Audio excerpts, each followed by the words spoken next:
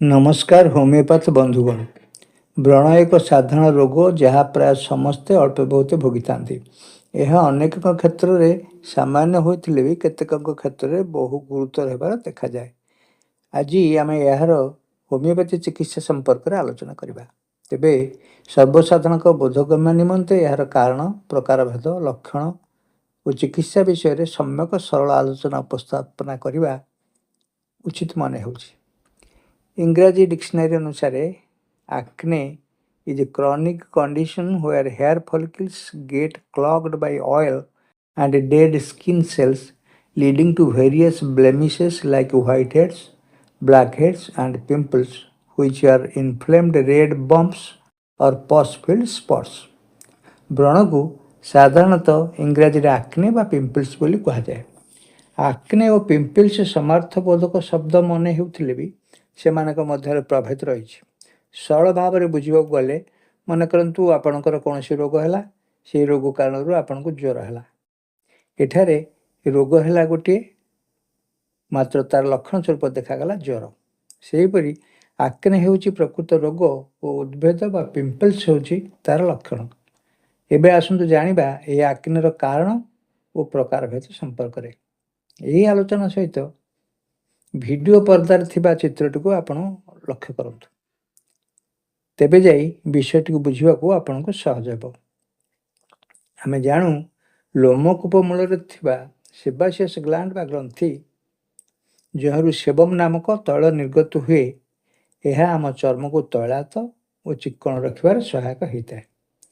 किंतु जदि कौन सी कारण सेबम ही निर्गमन पथ रुद्ध बा बंद हो जाए, यथा धूलिमणि द्वारा प्रसाधन बा मेकअप इत्यादि द्वारा, तेबे सही स्थान रे चर्म फुली जाए, प्रदाह हुए, चर्म उपरे धला रंगर उद्भेद बा फुला देखा दिए, जहाँ आम व्हाइट हेड बोली कहू। पर यही व्हाइट हेड वायु संस्पर्श आसी जिते बड़े कला पड़ जाए से आम ताको ब्लैक हेड बोली कहू। पुणी परे एथिरे बैक्टेरियल इन्फेक्शन है पूज हेले ताकू आम कहू पापुल्स। पापुल्स गुड़िक परस्पर सहित मिसी जितेबले बड़ आकार धारण करती से आम कहू पुस्चुल्स। प्रथम चित्र में स्वाभाविक बा नॉर्मल अवस्थाटी आप देखिपार। द्वितीय और तृतीय रे यथाक्रम व्हाइट और ब्लैक हेड, परवर्ती चित्रटी पापुल और तापरटी पुस्चुल्स। आउ बड़ हेले एथिरे सिस्ट बा नोडुल अवस्था भी देखा दिए। परवर्ती अवस्था जितेबाला घा बा क्षत गुड़िक सुखी जाए, यार स्कार बा क्षत चिन्ह परिणत हुए, सेतेबेले चर्म अत्यंत आबड़ा खाबड़ा और असुंदर दिशे। आक्ने बा व्रण साधारणतः मुखमंडल में बेसी देखा जाउथिले भी चर्मर समस्त स्थान रे यह हो पारे। वर्तमान यही चित्रटे आपण स्कार और शरीर अन्य स्थान रे आक्नेर चित्र देखा पाउछंती। एबे आसंतु जानिबा एपरि हेबार कारण गुड़िक कौन।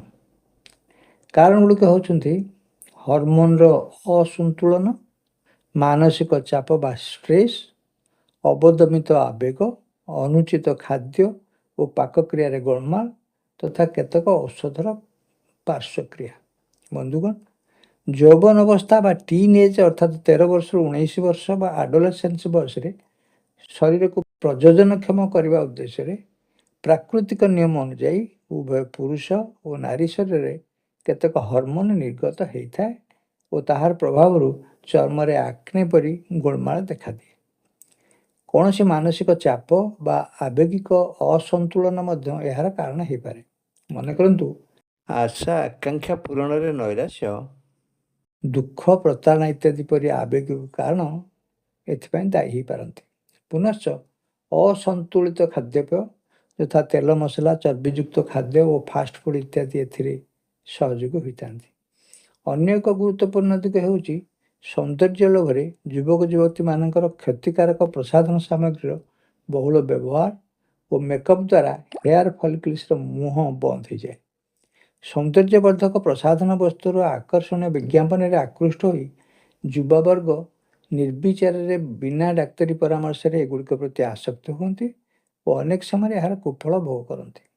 हाँ बंधुगण, जदिओ यौवन काल अधिकांश पक्षरे यह एक स्वाभाविक प्रक्रिया, ତେବେ ବି ମୁହଁଟିକୁ ସୁନ୍ଦର ଦେଖାଯିବା ପାଇଁ କିଏ ନ ଚାହିଁବ? ବିଶେଷ କରି ଯୁବତୀମାନେ। ସେମାନେ ଅନେକ ଏଥିପାଇଁ ବାହାରେ ମୁହଁ ଦେଖାଇବାକୁ ଲାଜ କରନ୍ତି ଓ ଭୁଲ ପ୍ରସାଧନ ସାମଗ୍ରୀର ସରବ୍ୟ ହେଇଥାନ୍ତି। ଏବେ ଆସନ୍ତୁ ଆମେ ଏହାର ହୋମିଓପାଥି ଚିକିତ୍ସା ବ୍ୟବସ୍ଥାର ଆଲୋଚନାକୁ ଯିବା। ଏକଥା ଜଣାଶୁଣା ଯେ ହୋମିଓପାଥି ରୋଗର ଚିକିତ୍ସା ନ କରି ରୋଗୀର ଚିକିତ୍ସା କରିଥାଏ। ଅର୍ଥ କୌଣସି ମଲମ, ଲୋସନ ବା ଷ୍ଟେରୋଇଡ୍ ଆଦି ଔଷଧ ଦ୍ୱାରା ବ୍ରଣ ବା ଉଦ୍ଭିଦ ଗୁଡ଼ିକୁ ଚପାଇ ବା ସାମୟିକ ଭାବରେ ଦବାଇ ଦେବାର ପ୍ରୟାସ ନ କରି ଏହା ସମ୍ପୂର୍ଣ୍ଣ ଆରୋଗ୍ୟ କରିବାକୁ ଯତ୍ନ କରେ। ମଣିଷର ଶାରୀରିକ ଅବସ୍ଥା, ହର୍ମୋନ୍ ଆଦିର ପ୍ରଭାବ, ତାର ମାନସିକ ସ୍ଥିତି, ବଂଶାନୁକ୍ରମିକ ପ୍ରଭାବ ଇତ୍ୟାଦିକୁ ବିଚାରକୁ ନେଇ ଜଣେ ହୋମିଓପାଥ ଔଷଧ ନିର୍ବାଚନ କରନ୍ତି। ରୋଗମାନଙ୍କର ପ୍ରଚ୍ଛଦ ପଟରେ ଯେ ସୋରା, ସାଇକୋସିସ୍ ଓ ସିଫିଲିସ୍, ମିଆଜମ ଇତ୍ୟାଦିଙ୍କର ପ୍ରଚ୍ଛନ୍ନ ହାତ ଥାଏ, ଏକଥା ମଧ୍ୟ ମନେ ରଖିବାକୁ ହୁଏ। ଔଷଧମାନଙ୍କର ଲକ୍ଷଣ ସାଦୃଶ୍ୟ ସହିତ ମିଆଜମ ଗୁଡ଼ିକୁ ଦୃଷ୍ଟିରେ ରଖି ନିର୍ବାଚିତ ଔଷଧ ରୋଗୀକୁ ସମ୍ପୂର୍ଣ୍ଣ ଆରୋଗ୍ୟ କରିଥାଏ। ଏଣୁ ଜଣେ ଦକ୍ଷ ହୋମିଓପାଥଙ୍କ ଦ୍ୱାରା ଏପରି ରୋଗର ଚିକିତ୍ସା କରାଇବା ବିଧେୟ। ତେବେ ଏଠାରେ ବ୍ରଣର କେତେକ ସାଧାରଣ ଔଷଧ ବିଷୟରେ ଆମେ ଉଲ୍ଲେଖ କରିବା। ବେଲାଡୋନା, ବେଲିସ୍ପାର, କାଲକେରିଆ ଫ୍ଲୋର, ହିପରସଲ୍ଫ, ପଲସେଟିଲା, ସାଇଲିସିଆ, ସଲ୍ଫର, ସୋରିନମ ପରି ଅନେକ ଔଷଧ ଏଥିପାଇଁ ଉପଯୋଗୀ ହୋଇଥାନ୍ତି। ବ୍ୟଥାରେ ବେଲାଡୋନା, ହିପର, ବେଲିସ୍ପାର, ଅଏଲ ସ୍କିନ୍ରେ ନେଟ୍ରାମ୍ୟୁଲ୍, ଶୁଖିଲା ଚର୍ମ, ଲାଲ ଆକ୍ନେରେ କାଲିବ୍ରୋମ୍, ପୁଜ ଓ ବ୍ୟଥାରେ ସାଇଲିସିଆ ତଥା କାଲକେରିଆ ଫ୍ଲୋର କଠିନ ସ୍କାର ଭଲ କରେ। ଚର୍ମରେ ବାହ୍ୟ ପ୍ରୟୋଗ ପାଇଁ ବର୍ବେରିସ୍ ଆକ୍ୱାଫୋଲିୟମ୍, ଇଚିନେସିଆ ଓ କ୍ୟାଲେଣ୍ଡୁଲା ମଦର ଟିଞ୍ଚର ପ୍ରଭୃତି ଉପଯୋଗୀ ହୋଇଥାନ୍ତି। ଅଧିକ ପାଣି ପିଇବା, ତେଲ ମସଲା ଓ ଫାଷ୍ଟଫୁଡ୍ ଇତ୍ୟାଦି ନିୟନ୍ତ୍ରଣ କରିବା, ଚର୍ମକୁ ପରିଷ୍କାର ପରିଚ୍ଛନ୍ନ ରଖିବା ସହ କ୍ଷତିକାରକ ପ୍ରସାଧନ ଦ୍ରବ୍ୟ ବର୍ଜନ କରିବା ସଙ୍ଗେ ସଙ୍ଗେ ଉପଯୁକ୍ତ ହୋମିଓ ଔଷଧ ସେବନ ଦ୍ୱାରା ସହଜରେ ବ୍ୟାଧିମୁକ୍ତ ହେବା ସମ୍ଭବ। ଏଣୁ ଏପରି କ୍ଷେତ୍ରରେ ବିଚଳିତ ନ ହୋଇ ହୋମିଓପାଥି ଡାକ୍ତରଙ୍କ ପରାମର୍ଶ କରିବା ଉଚିତ। ବନ୍ଧୁଗଣ, ଆଜିର ଆଲୋଚନା ଏଇଠି ସରୁଛି। ପୁଣି ପରବର୍ତ୍ତୀ ଆଲୋଚନାରେ ଅନ୍ୟ କିଛି ପ୍ରସଙ୍ଗ ରହୁଛି। ନମସ୍କାର।